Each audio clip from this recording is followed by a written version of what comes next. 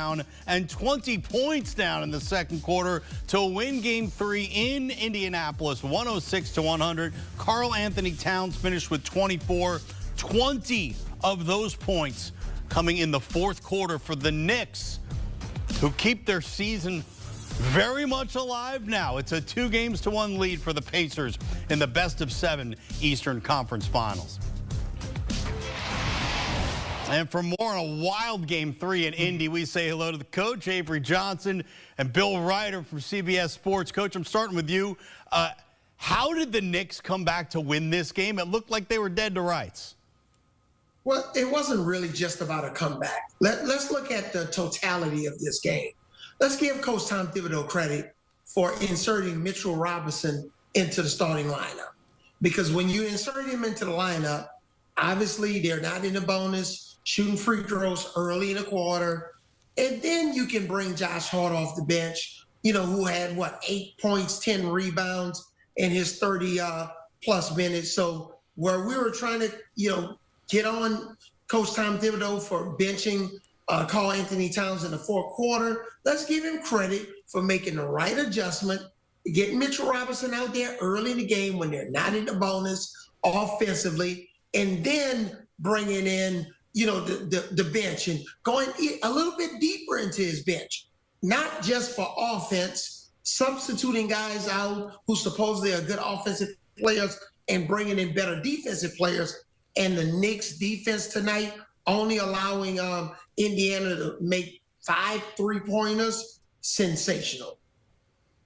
Yeah, everything Coach said, and I'll just add, Russ, the reason this comeback happened, as Coach just alluded to, this is the best defense the Knicks have played by far in this series, some of the best defense they played in this postseason. That lackluster three-point shooting that Coach referred to from the Pacers, they could not buy a bucket from deep.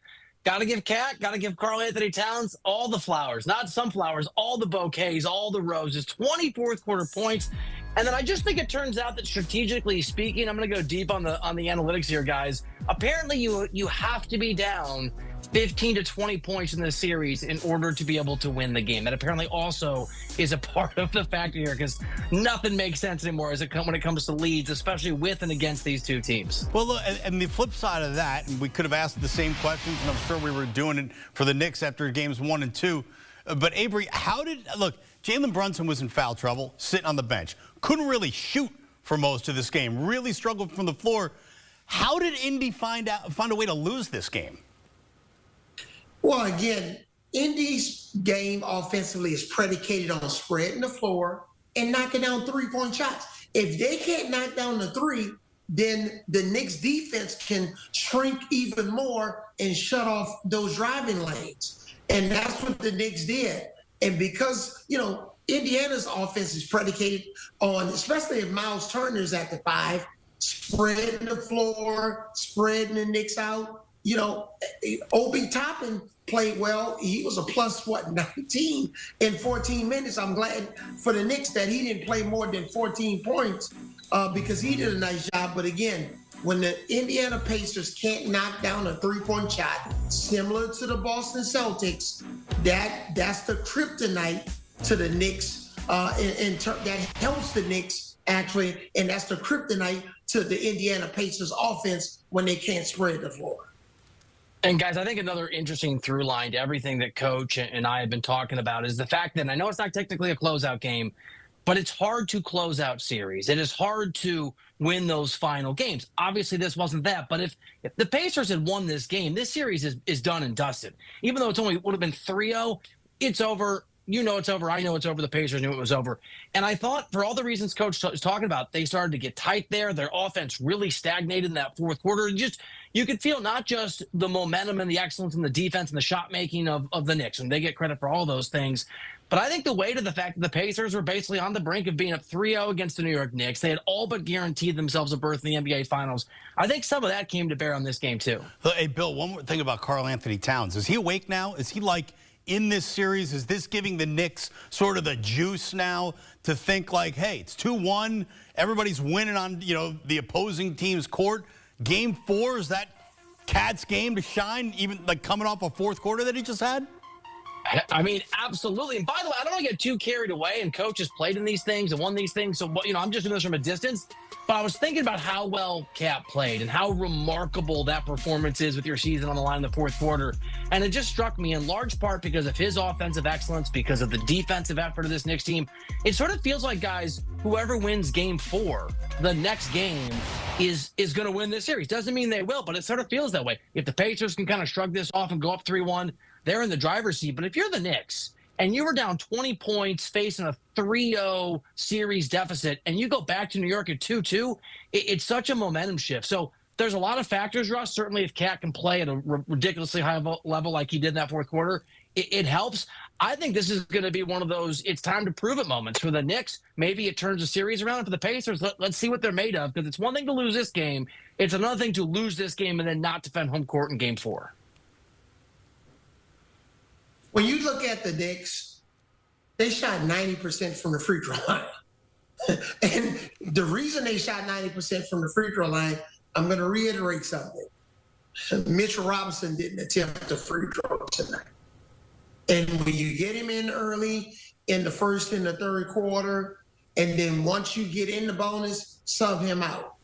Because when he misses free throws, if he splits a free throw, go 1 for 1, or goes 0 for 2 from the line, we know he's been like the worst free throw shooter in the NBA playoffs. That's like a turnover. So again, for all of the, credit that we give Tom Thibodeau, we know we blame the last game on him.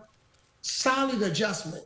And then their wing players play much better defense, doing a great job against Indiana in terms of limiting their production from the three-point line. So we'll see if the Knicks can build on this. And if Karl-Anthony Towns can play, the first, second, and third quarter the way he did in the fourth quarter. All right, one last thing, Coach. I'm starting with you. It's a 2-1 series. The betting odds are shifting now with the Knicks just plus 166, Indiana minus 198. Things are getting tight in Vegas. Who has the momentum going in to game 4, Avery? Well, Russ, that's a great question. I picked the Knicks to win this series. I'm going to stick with it. Ooh. And Bill knows I'm not going to bail out on, who my pick is. I'm sticking with the Knicks. I believe they're going to come back and win game 4. And we're going to go back to New York 2-2, because I think the Knicks found something with their starting lineup. I think they found something with pace of play.